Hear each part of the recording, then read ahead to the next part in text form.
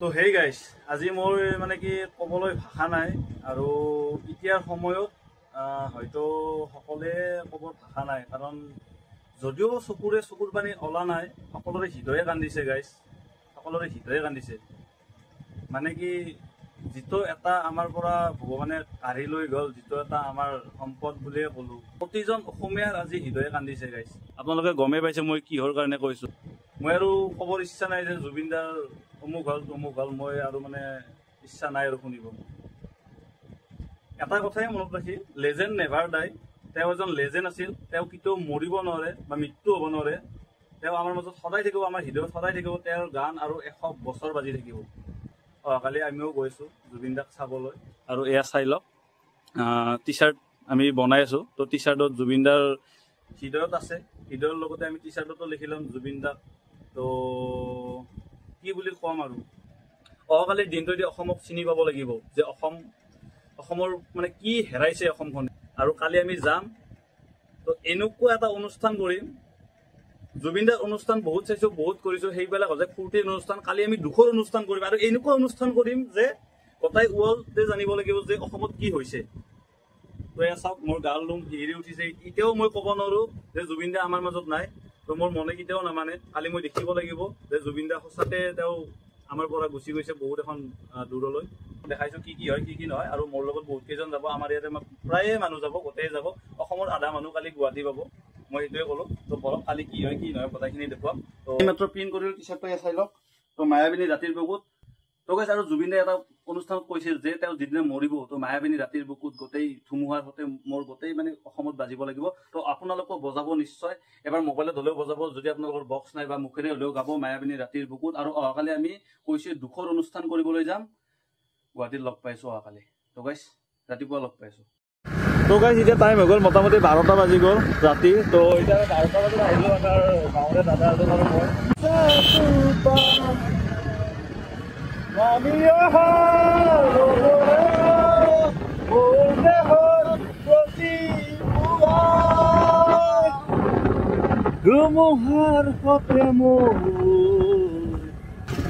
তো গাইছ, এয়া ৰাতি 12টা বজাত VIP এয়াৰপৰ্টৰ দৃশ্য এয়া। তো গাইছ, আপোনালোকে দেখাই পালে VIP এয়াৰপৰ্টৰ কেনেকুৱা ভিৰ ভাৰ, কেনেকুৱা অৱস্থা এতিয়া। তো জুবিনদা এতিয়া জানামতে 2 ঘণ্টাৰ পিছত আহি পাব এয়াৰপৰ্ট। তো আমি ভাবিলোঁ এয়াৰপৰ্টত নাথাকে, আমি ডাইৰেক্ট সৰুসজাই ষ্টেডিয়াম যাওঁ, তাতে যিহেতু শ্ৰদ্ধাঞ্জলি কাৰ্যসূচীটো হ'ব। তো ওচৰৰ পৰা চাবলৈ বহুত হেঁপাহ আছে। তো লাষ্টবাৰৰ বাবে জুবিনদা, তো কি ক'ম আৰু, ক'ৰ ভাষা নাই আৰু।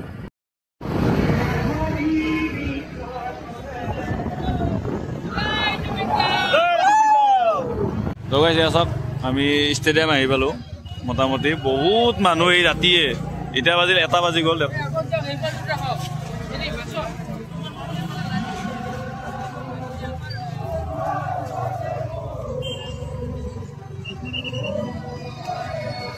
এয়া ৰাতি 1টা বজাৰ দৃশ্য ষ্টেডিয়ামত, আৰু কালি পুৱা হ'লে কি হ'ব ভাবক এইবিলাক।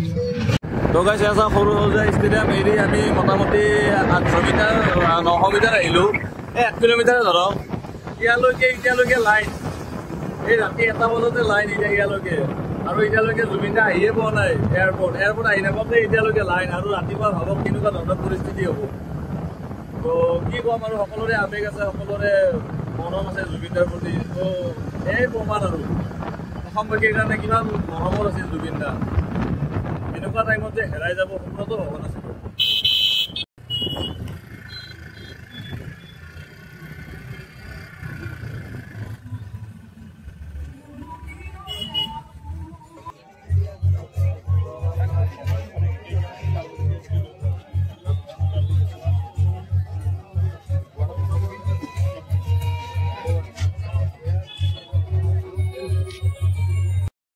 জয় জুবিনদা, জয় জুবিনদা।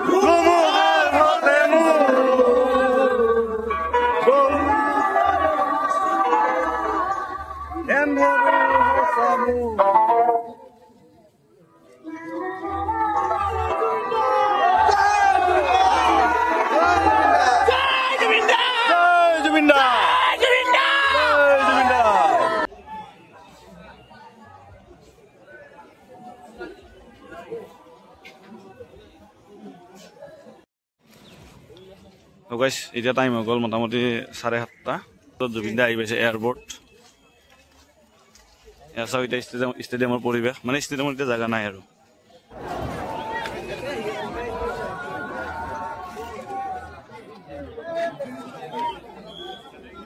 তো গাইছ এটা বস্তু চাব এইটো যিটো জায়গাত মানে তেওঁৰ শ্ৰদ্ধাঞ্জলি অনুষ্ঠানটো পাতিছে এইটো অনুষ্ঠানটোৰ জায়গাখিনি আপোনাৰ চাওক কিমানখিনি সৰু জায়গা এটা জাষ্ট অলপমান জায়গা আৰু ইয়াতে যিখিনি মানুহ আছে ইয়াতকৈ 10 গুণ মানুহ বাহিৰত আছে ভিতৰত সোমিব পৰা নাই এতিয়াও আৰু এখন ষ্টেডিয়ামখন এনে পৰি আছে আৰু এয়াৰপৰ্টত এতিয়াও আৰু ইয়াতকৈ মানে 10 গুণ মানুহ আছে এয়াৰপৰ্টতো গতিকে এনেতে কিমানখিনি মানুহ কেনেকৈ শ্ৰদ্ধাঞ্জলি জনাব পাৰিব এতিয়া টাইম হৈ গ'ল 8টা আৰু এতিয়ালৈকে জুবিন দা চাগে এয়াৰপৰ্টৰ পৰা ওলাইছে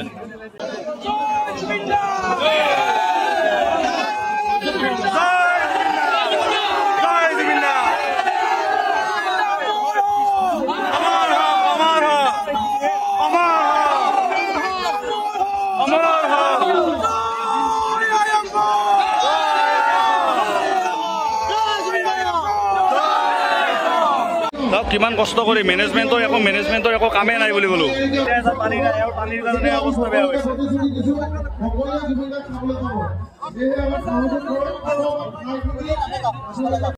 সকলে পানী কৰি আছে এতিয়ালৈকে পানীৰ একো ব্যৱস্থা নাই মেনেজমেন্ট জুবিন দা অসমৰ কাৰণে যিখিনি কৰিছে ন সেইখিনি অলপো কৰিব পৰা নাই মোৰ বোধেৰে একদম আনকণ্ট্ৰল মানুহ জুবিন দা এতিয়া জালুকবাৰী পাইছে এতিয়াহে 9টা বাজিলে এতিয়া জালুকবাৰী পাইছে আৰু ইয়াৰ পিছতে ঘৰত যাব তেওঁ নিজৰ ঘৰত যাই পেলাই ইয়াতে আহিব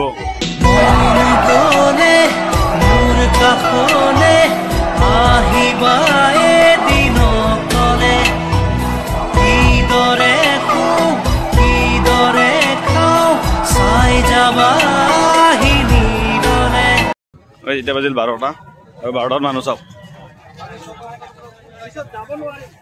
যাম চাৰিওফালে যাম ৰাস্তা ব্লক চব ব্লক এতিয়া টাইম হৈ গ'ল মোটামুটি 2টা তো 2টা নাই 8টা বাজি গ'ল তো 8টা বজাত কাহিলিপাৰৰ পৰা ওলোৱাৰ কথা আছিল জুবিন দা তো এতিয়ালৈকে আহিব নাই 2টা বজাত আমি পুৱাৰ পৰা ৰখিলো আপোনালোকে গমে পালে 5টা বজাৰ পৰা এতিয়ালৈকে ৰখি আছো তো এচাক মানুহ এতিয়া এনেকুৱা ভিৰ হৈছে মানে ৰাস্তাততো চাব নোৱাৰি ষ্টেডিয়াম ফুল তাৰপিছত এইফালে আপোনাৰ ভিতৰত দেখাই আছো য'ত মানে শ্ৰদ্ধাঞ্জলি অনুষ্ঠানটো কৰা হ'ব তাতে কেনেকুৱা কি পৰিৱেশ আছে মই দেখাই আছো এতিয়া আমি বহুতখিনি সময় ৰেষ্ট ললো কিবা কিবি খালো মানে ইয়াতে দোকানো নাই বেলেগ শাৰী কৰাৰ বাবে অনুৰোধ জনালো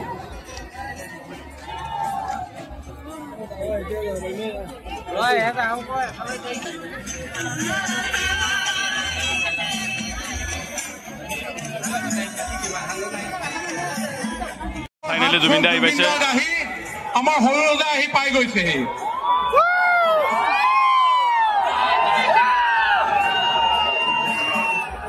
আমাক অকমান সময় লাগিব ইয়াত আমি সংস্থাপিত কৰিবৰ কাৰণে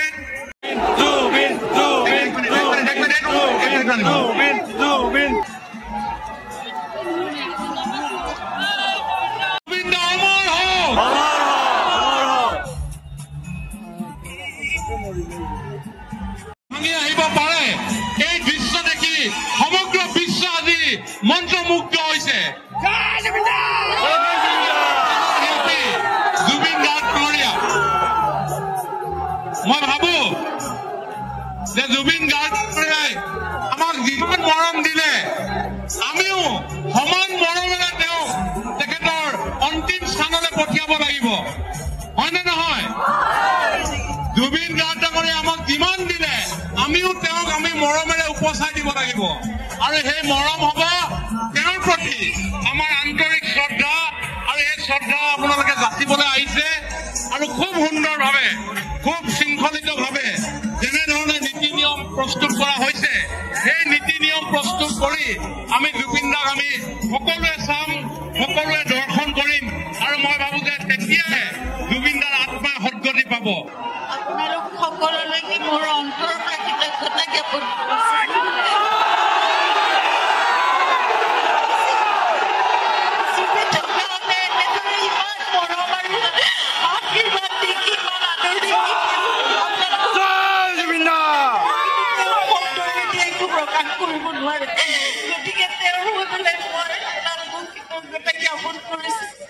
অসমৰ বিভিন্ন ঠাইৰ পৰা আপোনালোকে আহিছে একগোট হৈছে